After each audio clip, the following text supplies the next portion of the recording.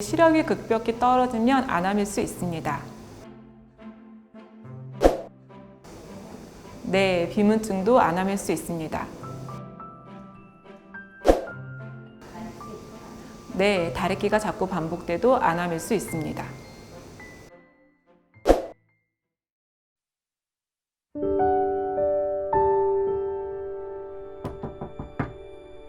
안녕하세요. 저는 국립암센터 안과 정수경입니다.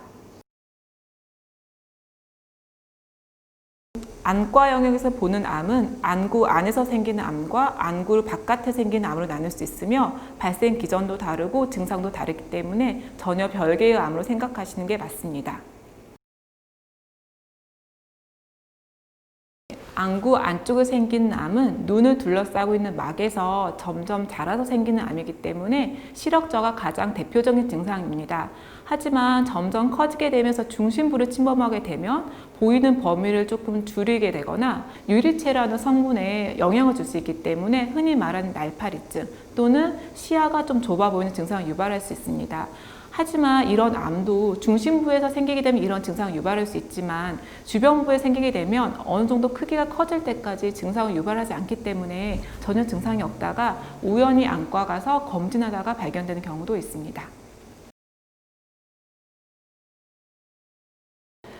안구 안쪽에 생기는 암 중 가장 흔한 것은 전이성 암입니다. 다른 장기에 생겼던 암이 피를 타고 와서 눈 안에 퍼지는 경우입니다. 정말 드물지만 눈에서 먼저 발견이 되고 원발성 장기암이 발견되는 경우도 있습니다.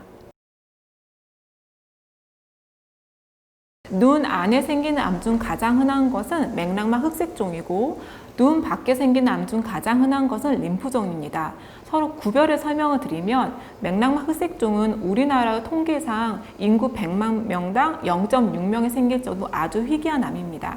예전에는 안구 적출, 즉 눈을 제거하는 것이 치료 방법이었지만 최근에는 여러 치료 방법이 개발되면서 수술적으로 종양만 제거하기도 하고 양성자 치료나 방사선 치료, 그리고 근접 치료와 같은 여러 국소적 치료를 병행하고 있습니다.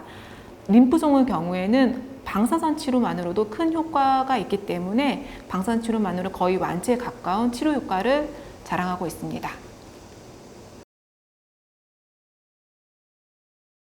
눈을 둘러싸고 있는 조직은 다양한 조직이 있는데요. 가장 바깥쪽은 피부가 있고 피부 안쪽은 연부 조직이 있습니다. 눈꺼풀 피부에 생기는 암은 일반적으로 알려져 있는 모든 피부암이 다 생길 수 있습니다. 즉 기저세포암, 피지세암, 편평세포암, 드물게는 흑색종도 생길 수 있습니다. 눈꺼풀 피부는 눈에 잘 찌기 때문에 일반적으로 빨리 발견되고 빨리 발견되기 때문에 진단도 빠르고 치료도 빨리 이루어집니다. 그래서 거의 대부분 생존율이 95% 이상 효과를 얻을 수 있습니다. 눈꺼풀 피부 안쪽에 생기는 연부 조직은 이제 거기에 암이 생기게 되면 붓거나 눈이 튀어나오는 증상을 발견하게 됩니다. 그래서 조직 검사를 통해서 림프종이 진단이 되면 더 이상 수술적 치료를 하지 않고 방사선 치료를 하게 되는데 방사선 치료만으로도 크기의 거의 90% 가까이 급감시킬 수 있기 때문에 아주 치료 성과가 좋습니다. 다래끼는 사실 염증입니다. 즉 원칙적으로는 다래끼는 암이 아니죠. 하지만 자주 재발하는 다래끼는 한 번 정도는 암을 의심해 봐야 됩니다.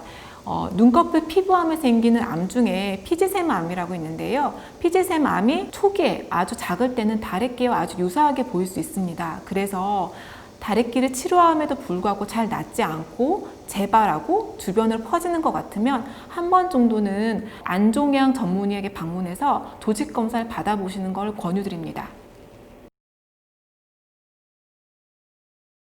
안암은 아주 희귀한 암이기 때문에 무턱대고 겁을 먹을 필요는 없습니다. 하지만 안과 영역에서 암은 CT나 MRI 같은 고가의 검사 없이 간단한 안과 검사만으로도 충분히 발견할 수 있기 때문에 정기적인 안과 검진을 받는 것이 중요하다고 하겠습니다.